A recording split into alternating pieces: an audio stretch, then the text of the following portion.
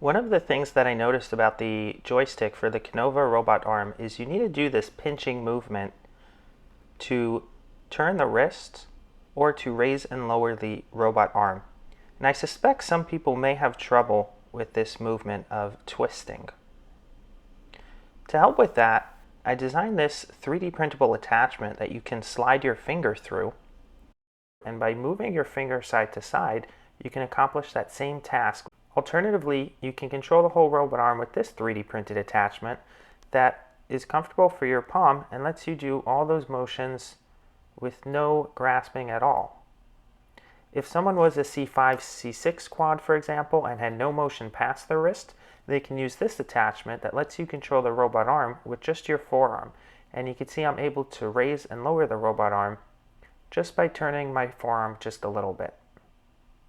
I even found that I'm able to control the whole robot arm with just my foot using this 3D printed attachment.